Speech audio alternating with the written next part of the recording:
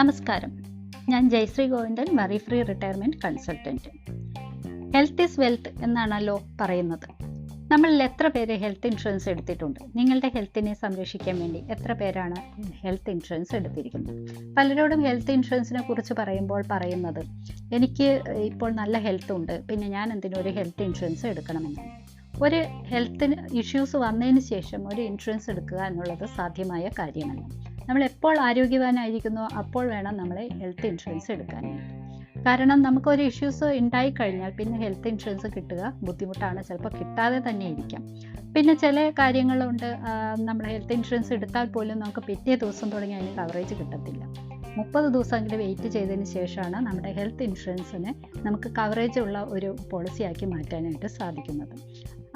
അതേപോലെ തന്നെ നമുക്ക് ചില അസുഖങ്ങൾക്ക് 2 വർഷം നമ്മൾ വെയിറ്റ് ചെയ്യേണ്ട ആവശ്യമുണ്ട്.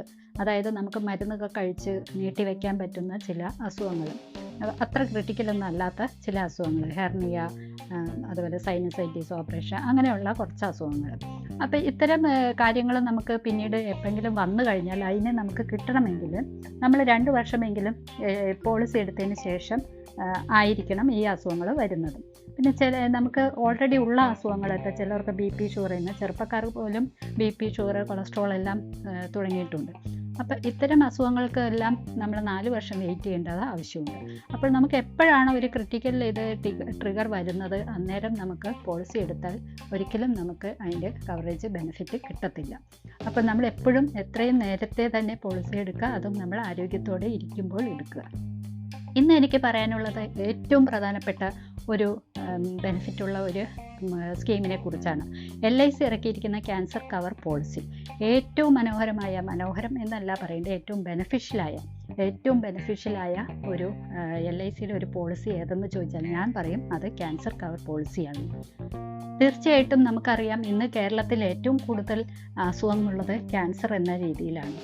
അപ്പോൾ ഇതിനെ പ്രതിരോധിക്കാൻ നമ്മൾ തയ്യാറെടുക്കേണ്ടത് അത്യാവശ്യമാണ്. വേറെ ഏത് ഹെൽത്ത് ഇൻഷുറൻസ് എടുത്തിട്ടില്ലെങ്കിലും ക്യാൻസർ കവർ പോളിസി നിങ്ങൾ എടുത്തു വച്ചിരിക്കണം. കാരണം ഈ ഒരു ക്യാൻസർ എന്ന് കേൾക്കുമ്പോഴേ തന്നെ നമുക്ക് ഭയപ്പാടാണ്. കാരണം ഇതിൻ്റെ ഒരു ട്രീറ്റ്മെൻറ്റ് എക്സ്പെൻസ് എന്ന് പറയുന്നത് നമ്മളെ കൊണ്ട് താങ്ങാൻ കഴിയുന്നത് ഒന്നല്ല.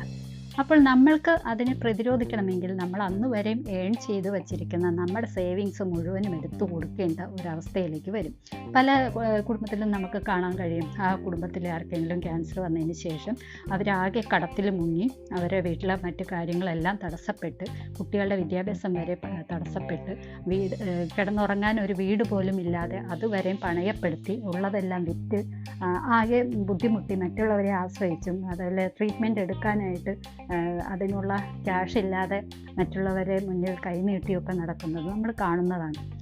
അപ്പോൾ ഇത്തരം ഒരു പോളിസി നമ്മുടെ കയ്യിലുണ്ടെങ്കിൽ, നമുക്ക് വേറെ ഹെൽത്ത് ഇൻഷുറൻസ് ഉണ്ടെങ്കിൽ പോലും ഈ പോളിസിയിൽ നമുക്ക് ക്ലെയിം ചെയ്യാനായിട്ട് സാധിക്കും. ഇതിന് ഒരു ബെനിഫിറ്റ് എന്ന് പറയുന്നത്, നമുക്ക് മാനസിക സമ്മർദ്ദം കൂടാതെ, മറ്റ് ബുദ്ധിമുട്ടുകൾ കൂടാതെ, കുടുംബത്തിൻ്റെയും മാനസികമായ ബുദ്ധിമുട്ടുകൾ ഒഴിവാക്കിക്കൊണ്ട് മുന്നോട്ടുള്ള ജീവിതത്തിൽ ട്രീറ്റ്മെൻറ്റ് എടുക്കാനും കുടുംബത്തിലെ മറ്റു കാര്യങ്ങൾക്ക് തടസ്സമില്ലാതെ മുന്നോട്ട് കൊണ്ടുപോകാനുള്ള ബെനിഫിറ്റ് ഇവിടെ കിട്ടുന്നു എന്നതാണ്.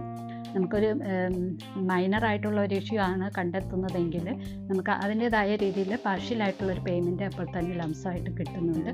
പിന്നെ 3 വർഷത്തേക്ക് നമുക്ക് പോളിസി അടയ്ക്കേണ്ട കാര്യമില്ല. അതുപോലെ തന്നെയാണ് ഒരു മേജർ ഇഷ്യൂ ആണ് കണ്ടെത്തുന്നതെങ്കിൽ ഫുൾ എമൗണ്ടും നമുക്ക് അപ്പം തന്നെ കിട്ടുന്നു.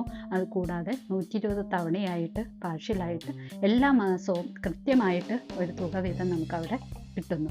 അതുകൊണ്ടും ആ ഒരു പേഷ്യൻറ്റിന് ട്രീറ്റ്മെൻറ്റ് എടുക്കാനും മെഡിസിൻ വാങ്ങാനും ഒരു തടസ്സമില്ല.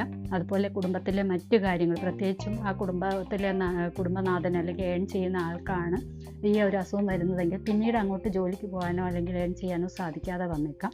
അപ്പോൾ ആ കുടുംബത്തിലെ കാര്യങ്ങൾ മുഴുവൻ അവതാളത്തിലാകാൻ സാധ്യതയുണ്ട്. പക്ഷേ ഈ ഒരു ബെനിഫിറ്റിൽ ആ കുടുംബത്തിലെ മറ്റു കാര്യങ്ങളൊന്നും തടസ്സമില്ലാതെ കുട്ടികളുടെ പഠനമായാലും ഒക്കെ മുന്നോട്ട് കൊണ്ടുപോകാനായിട്ട് അവിടെ ഒരു ഇൻകം ലഭിക്കുന്നുണ്ട്.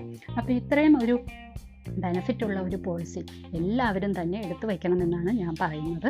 അപ്പോൾ മറ്റ് ഹെൽത്ത് ഇൻഷുറൻസ് ഒന്നും എടുത്തില്ലെങ്കിൽ കൂടെ ഇത്തരം ഒരു പോളിസിയെങ്കിലും എല്ലാവരും എടുത്തു വയ്ക്കുക.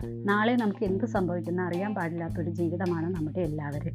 അപ്പോൾ ഇൻ കേസ് എന്തെങ്കിലും വന്നു പോയാൽ അത് നമ്മുടെ കുടുംബത്തിനെ ഒന്നും ഉലച്ചു കളയാതെ, നമ്മുടെ ഏണിങ്സ് ഒന്നും തകർത്ത് കളയാതെ നമുക്കതിനെ നേരിടാനുള്ള ഒരു ശക്തി ഇതുകൊണ്ട് നമുക്ക് ലഭിക്കും. ഇന്ന് ശാസ്ത്രം വളരെയധികം വളർന്നിരിക്കുന്നു. പണ്ടത്തെ പോലെ ക്യാൻസർ എന്ന് പറഞ്ഞാൽ ട്രീറ്റ്മെൻറ്റ് ഇല്ലാത്ത ഒരു കാര്യമൊന്നുമല്ല. ഇന്ന് ട്രീറ്റ്മെൻറ്റ് ചെയ്താൽ നമുക്ക് ഒരുപാട് നാളത്തേക്ക് ജീവിക്കാനും അല്ലെങ്കിൽ പൂർണ്ണമായിട്ടും അസുഖത്തിനെ മാറ്റാനും ഒക്കെ സാധിക്കുന്ന രീതിയിൽ ശാസ്ത്രം വളർന്നിട്ടുണ്ട്. പക്ഷേ അതിൻ്റെ കോസ്റ്റാണ് കൂടുതലാകുന്നത്. അതുകൊണ്ടാണ് പലരും ആ ഒരു അസുഖം വരുമ്പോഴത്തേക്ക് ആകെ തളർന്നു പോകുന്നതും തകർന്നു പോകുന്നതും. അതിന് ഒരു പ്രതിരോധിക്കാൻ വേണ്ടിയിട്ടാണ് ഇത്തരം ഒരു പോളിസി നമ്മൾ എടുത്തു വയ്ക്കേണ്ടത്. അപ്പോൾ നിങ്ങളുടെ ലൈഫിനെയും ഹെൽത്തിനെയും സംരക്ഷിച്ചുകൊണ്ട് സന്തോഷത്തോടെ മുന്നോട്ട് പോകാൻ കഴിയട്ടെ എന്ന് ആശംസിക്കുന്നു. അടുത്ത എപ്പിസോഡിൽ കാണും വരെ ടേക്ക് കെയർ. Bye bye.